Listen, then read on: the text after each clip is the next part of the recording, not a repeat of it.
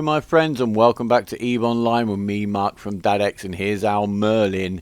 It's based on the one we used in the Hunt and in the Abyss. We've got a trio of Tech 2 neutron blasters up in the high slots. They're going to give us 226 DPS. We've got a 1600 meter optimal and just over 3 kilometer fall off. If we switch to the null ammo, which is the longer range Tech 2 ammo for the hybrid weapons, that puts our DPS down to 135, but greatly increases our range. Our fall off is up to over 7 kilometers there, and that is enough DPS to take out most of the belt rats that we'll be finding in our little jaunt around low sec. In the mid slots we've got small shield booster 2. You could get away without a Tech 2 one, I'm quite sure. We've got a compact afterburner just to give us a little bit more speed. We've got the compact capacitor battery, and we've got a Weber. I could go for a scrambler, but I'm just focusing on the PvE today and those clones, and they do need to be slowed down. We've got a couple of magnetic field stabilizer 2s down the bottom, a damage control 2. My thinking there, sometimes with an active shield tank, if you do get a little bit caught out and you leech down into your armor, having a little bit more resistance on your armor can be handy. Rig wise, all we've gone for is close the EM hole, a little bit more base shield hit points, and the burst aerator to up the DPS through the rate of fire of the guns. I'm carrying both types of Tech 2 ammo. I'm also carrying some antimatter because a lot of the rats, that's all you really need to use on them. The choice is yours once you feel comfortable. And also I've got the required parts in here, so bear in mind there's about 2 million in here off the cost of that fitting. That's the stuff in the hold to switch it back to a passive tank, and then I can get some tackle on there maybe if I see an opportunity to stop and have a fight, but that's not the focus. I'm not looking for fights on this particular jaunt, but later on in the video I most certainly will be. I could of course just put the scrambler on like I said and take the web off and go for it with the active tank. We'll see what happens when we're out and about, and that's what I like about these little low sec jaunts, is that you never quite know what you're going to find. You never know quite what's going to happen. It's fun. You really need Tech 2 guns on the frigates to be able to come into these lower low sec systems and take on the bigger rats effectively. But before we do that, and I'm just going to show you a little bit of my daily routine and what I do when I'm out and about. I'm actually just popped up to a refuge. I've literally just logged into the game. I've not flown the Merlin much in open kind of low sec lately. It's just a quick test, buzz around on the refuge, get the measure of the ship, its speed. With the blasters, obviously, it's all about you getting into the best range for your guns, which is up close. So I just use this just to get used to how quickly to shut off the afterburner, when to shut off the afterburner. And I recommend, if you're getting into, or thinking of getting into PvP, start tackling rats, even if they're just belt rats in high sec. It's a good way of practicing the basics of your approach and getting yourself into optimal, scrambler range, etc. Anyway, Eden Con Victory, or Minor Victory, has given this system quite a good effect. Plus 10% to armor, plus 1 to warp scrambler strength, and plus 10% to mining yield. So if you're a miner, get up to Assiettes. Anyway, yeah, a quick combat site is quite often the way. I'll just warm up before I go out and do the more dangerous stuff. I do the same with the Cormorant and the Catalyst blaster versions that I'm going to go ratting in. I'll take those up on a den. You do a den in a blaster Cormorant, that's quite an exciting 10 minutes. And yeah, it just helps. The more time you spend in a ship, the better you will be in that ship without a doubt. And as I've mentioned in previous videos, during the course of a day, I'm quite often switching alts, I'm switching ships. I can get myself quite confused over what I'm flying. I went into the Abyss the other day in a mower that I'd ended up chucking a 5 meganewton micro warp drive on, as in the frigate size one. And I put on the guns that were it had the guns on that were too big. It still had them from last time I'd taken it into decon looking for a fight. I made it in that mower. I didn't record it. It was on a different monitor that I'd use from time to time just when I'm playing. It won't give a very good resolution. It's the one I used to use, have to use in the videos, and you can see. I do get some comments sometimes going, why is this video such low quality? And you know, you can read things quicker. This isn't all just about being pretty. But now, I hope, no one's commented, but the way we're playing now is a new monitor that I treated myself to, which gets on very well with the new graphics card that we got. And the computer itself is much more stable for playing and recording. Because the last thing, you imagine if I'm recording myself going into a fight, and that's when the computer previously was most likely to start coughing and spluttering. But as you can see, the standard low-sec rats out here are not going to be any big problem for here. There's 2 Galante frigate wrecks on the first belts that I've landed on here. And I'm just checking that they are indeed ventures, as you can see from what's left in the wreckage. So I'm not grabbing anything out of there, but I know there's somebody actively hunting. That's handy to bear in mind, because the more you know about what's going on in an area, the more you know how safe you want to keep yourself. Obviously right now I've got local to myself, which is a beautiful luxury in low sec, so I can just chill out, get on. Again, I'm just seeing what I get out of these little rats, and bear in mind these can drop those pink modules, the warp disruption field generators, that are worth like 2 to 3 mil. Their value is only actually going to go up, because the reason they're worth a lot of money is actually their very rich mineral content. So the more the minerals become worth during the changes, or because of the changes to mining, the more those random drops on low sec could be worth. And any ship you find on low sec could drop one of those, from a frigate up to a cruiser. I think frigates, destroyers and cruisers can be packing those. So they're worth taking down. And also bear in mind, until you clear these poor spawns, as it were, or the poorer spawns on belts, they're not going to respawn better ones. The rats very rarely despawn. You do find them sometimes flying away while you're there, warping off. But in general, if you don't clear out these crappy spawns, and in fact this particular day I had real trouble with the spawns, and I think it was because in one system in particular, where I'd ratted through and there were 4 belts with no rats on for over an hour, and there was 1 spawn in this system that I hadn't taken out because it was a battleship and 2 cruisers. I wasn't particularly scared of them. There were 2 NPC mining fleets on the belts, probably about 8 ventures each, and there were people in local, and I know it's quite a fighty little system, that particular one. So I just avoided clearing that belt. It was just a bit too cluttered and not really worth the aggravation potentially. But in the end, I went back, I'm like, what's going on? And this is a bit unusual. I went and cleared that spawn though, and went off, docked up for about 20 minutes. 15-20 minutes is a good time to leave a system alone when you've ratted through it. Went back, every belt had nice juicy rats on it, and finally, not long after that, I did the same in all the other systems that I'd been through. I killed everything in the Merlin that I could. I didn't see a Mortar all day, I didn't see a Shadow Serpentis all day, but I did finally find a clone, as you'll see later, to test the fit out on. Now here, if you just see what I'm up to, I'm going through systems that have got 1 station in, or maybe more, but I'm just checking if they have a repair facility in there. And look at all the asteroid belts you could be trundling around. There could be a Shadow Serpentis on any one of those. Some of these low-sec systems are so rich, especially for a brave new bro or alpha who watches my videos and gets the hanger coming in here. But look, we can do the battleship, that's no problem. But yeah, back to what I was saying, keeping a track of which systems have got a station where you can go and repair saves you a lot of faffing about and chasing around if you have to find that out on the fly. So it's worth noting there are less repair facilities available in low sec than high sec, and certainly with an alpha you can use nanite repair paste to repair your overheated modules, but it's excruciatingly expensive, so don't do it. The battleship's gone down without a problem. They do drop quite big modules. The average battleship's probably worth between 1.5 and 2 mil. But because the modules are big and I'm in a little frigate, I'm starting to already be a little bit selective over what I pick up, just so I don't have to keep going back and dropping stuff off or leave it scattered all over the place like I usually do. So that's a downside of not being in destroyer, is you can't carry as much swag. But here finally is the clone soldier, and I'm burned straight in on him, and as you can see we take some damage and we can tank it beautifully. I've been very impressed with this fit on this little run out, that you can just leave this over repping. It's not technically cap stable, but it's giving you lots of leeway. It's certainly working out for the way that I'm using it, and it does have the advantage that you don't have to wait around for your shield to recharge if you do take a bit of a beating. But what I found with getting the frigates in, provided your frigate's got enough DPS, and we're hitting this with about 226 DPS, this clone soldier.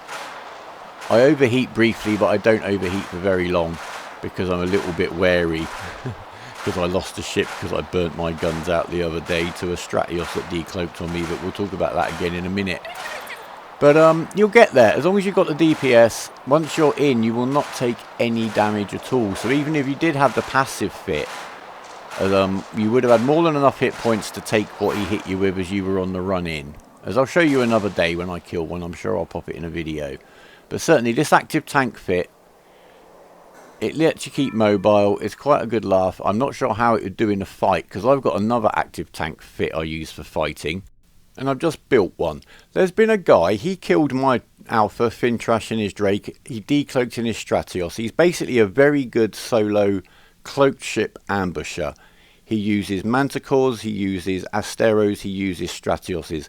And to be fair to him, give him credit, he will use the appropriate ship for the size of his target. Of course, if you're out in a cruiser and you land on a frigate, you're going to kill it if you're looking for kills. But in general, he doesn't need to be OP to take a fight. And he wasn't OP when he fought my Drake. And if I hadn't burnt out my launchers, I would have beaten him off. I had no tackle. But he wouldn't have taken me down. He would have had to run. Anyway, I've flown into Sailin. I have seen the chap in question cloak up his Manticore near an asteroid belt. I have built this Merlin really quickly and recorded this bit after the fight, which is why the Neutron Blaster 2s have already got heat damage on them. We get a 1600 meter optimal range, and that's going to give us 281 beautiful DPS, which we like.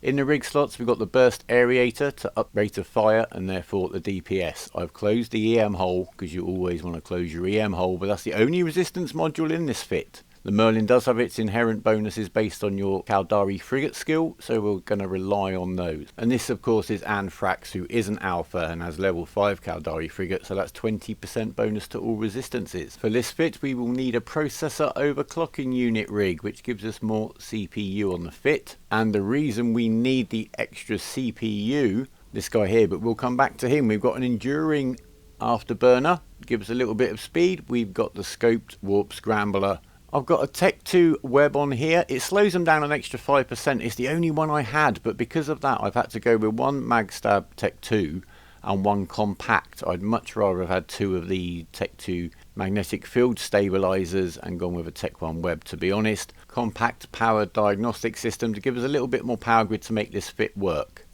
Right, here is the centerpiece of this fit, the Medium Ancillary Shield Booster, which uses cap charges to rep. It reps 146 hit points a cycle. That's 4 times more than that small shield booster 2 we'd be using on the fit when we were ratting, and it's 40% more than you would get out of a Tech 2 medium shield booster, and that would eat your capacitor as well. Now, as long as this has got charges in it, it won't use any of your capacitor. It will rep without charges, but it eats a lot of the capacitor when it does so. I'll talk more about the charges in a moment. You can see we've got pretty balanced resistances. Whether I catch up with this particular guy in his Manticore or his Astero, hopefully not the Stratios, he's going to be able to pick it. He's going to be able to put one specific damage type on me. So balanced resistances is the best way forward. And I would like to make it absolutely clear, I'm going out to fight this guy in the name of fighting and low sec. There's no malice in it. He killed me, that's fine, that's low sec. I'm sure he'll have exactly the same attitude if I were to get one up on him. But anyway, there's a new bro out ratting. I've been watching him on the D-scan, and I also saw our target reship from his Manticore to an Astero because he was decloaked as he docked and undocked, and I happened to catch that on the D-scan. So that's cool. I know he's in an Astero. I've actually walked into the belt, and as I do, the Astero decloaks. Now, I'm not actually sure who bushwhacked who here, or who was trying to. The new bro was the focus. I thought if I went for the new bro, the guy would decloak on me. It looks like I found him decloaking on the new bro. So I'm burning in. He's obviously got drones and he's now fighting me. His drones are coming out onto me. I'm going to start taking some damage very, very soon. Here it comes. I'm not going to rep yet. I'm saving my reps to surprise the guy.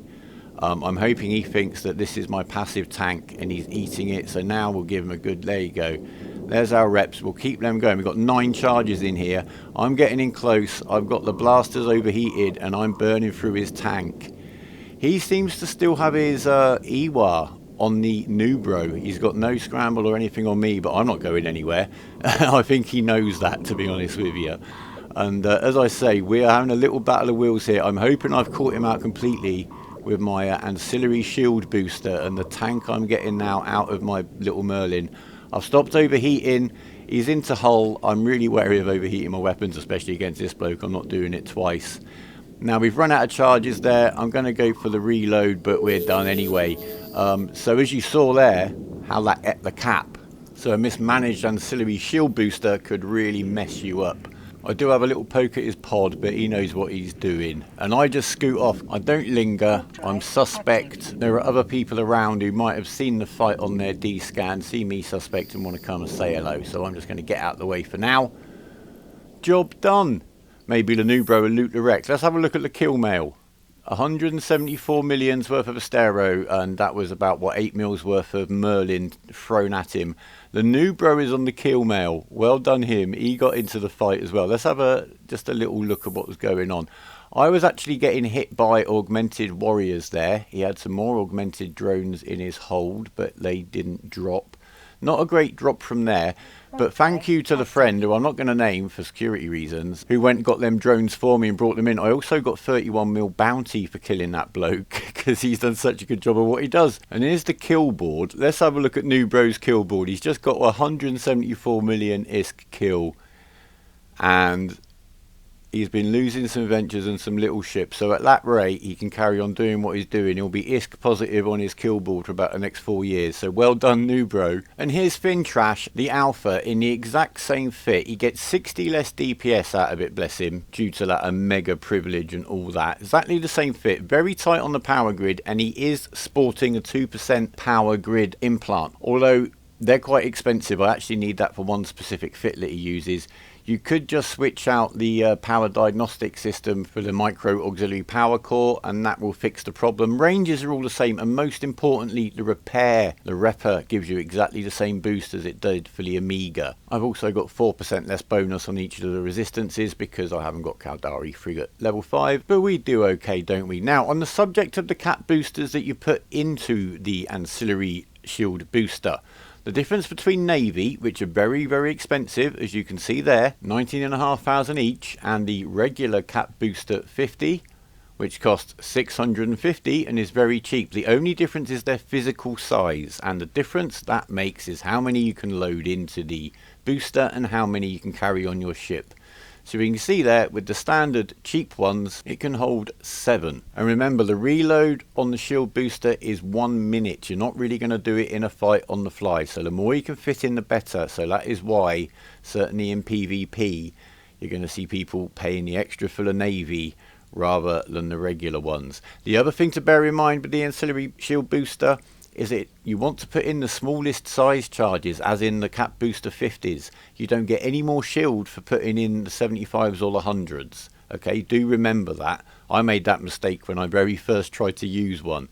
You want to put in the smallest charges you can, and you want to use in Navy charges if you want to go into a fight, really. And something I didn't do in that fight was overheat it, and considering it's only ever going to run one load before it goes into reload, and you get 10% more reps per cycle, it's probably just worth doing that. I'm just a little bit overheatophobic at the moment. But there you go, Alpha can fly the same fit, a little bit less DPS. Overheated, we're over 250 DPS, which is pretty cool.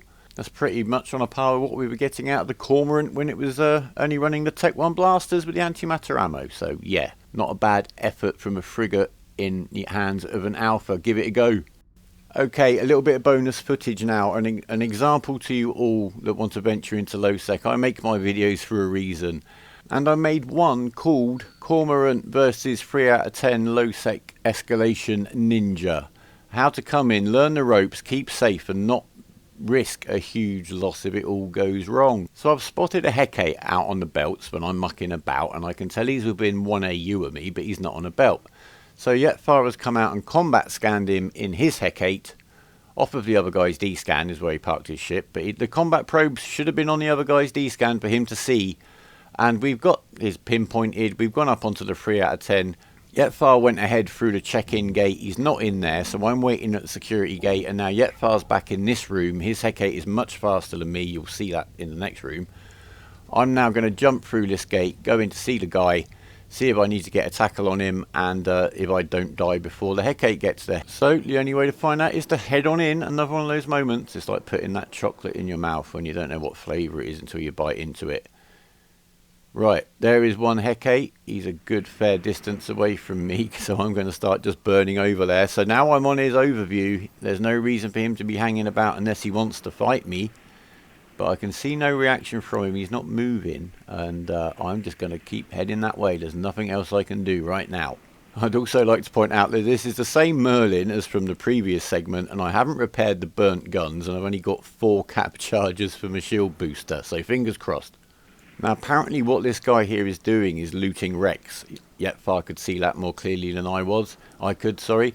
And I'm guessing if he's got all the wrecks on this room on his overview, yeah, we're probably about 20 down the list until we get within about 5k of him. What a silly man. You can see how fast the Hecate is compared to my Merlin. This is where I'm missing my passive tank and my micro warp drive, but I do manage to get in on the action. But you can see my little nibbles of damage on the guy, but just watch what happens when Yetfar manages to get back into range, because I think it looks like he flew straight past him there. As soon as he starts applying damage, the guy's going to die rather quickly. So, yeah. There's 1 bite from the Hecate, 2 from the Hecate, 3 from the Hecate, 4 from the Hecate, and a huge contribution from the Merlin. And there's a dead PvE Hecate. I can only assume the guy watches maybe too many videos by a certain wolf. When we look at his kill mail, oblivious to us. Yeah, if you want to loot wrecks, then what I do is highlight a wreck, approach it, and then go back onto the other overview. A bit like mining. He basically put a mining overview in front of himself on a combat site in low sec. So Yetfar's Hecate is 80 mil, my Merlin was 8, and this guy's Hecate cost him 473 million ISK. Well, I will let you guys decide on your point of view of this man's wisdom. And it's going to happen this low sec. We don't have to feel bad about killing guys in low sec. Just look for probes on your D-scan and don't fill your bloody overview up with junk. And run if someone comes in the room and you don't want to fight them. So that's me. We went off and finished off the site, and that guy lost that Hecate for a site that was going to drop him 2 million ISK. And he could have come in here in his, what was it, 6.5 mil? The Cormorant and the Catalysts that I've done 3 out of 10s with. Thrasher will do it. If you don't know the ropes, if you don't know how to keep yourself safe, for heaven's sake, bring a Tech 1 Destroyer. And if it had been a Cormorant or you know, something smaller that I couldn't find out on the belt, so I wouldn't have bothered. It was because it was a Hecate, and it's probably going to be worth some money, and it might give us a good fight. And again, this isn't high-end PvP at all. We mobbed that guy. He didn't even return fire. He didn't engage either of us. He had no clue what was going on. I don't think he even knew we were there till the very last moment. And you saw how quickly the Hecate burnt him down.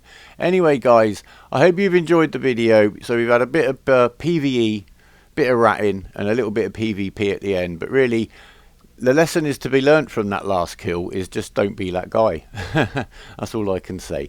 So leave us a like if you've liked it. Share it, please. Keep your friends safe. That's why I make these videos. I'll be making some new and updated kind of general low sec security videos, because I know there's going to probably be quite a few new guys coming in mining or looking for miners. You never know. Any comments are always welcome. Your feedback, your suggestions, valuable to us always. Subscribe if you want to stay in touch, and don't forget to click that notification bell when you know when we've got a new vid out, which will be soon. I've got one on PI I'm working on. It's a bit, I'm making sure it's very accurate, so it's taken me a little while. And sailing's been very busy and very fun lately, and I'm not recording some of the stuff that's going on because it's a story for another day. So for now, guys, take care of yourselves, take care of each other. Remember, even is believing. Fly brave, and goodbye.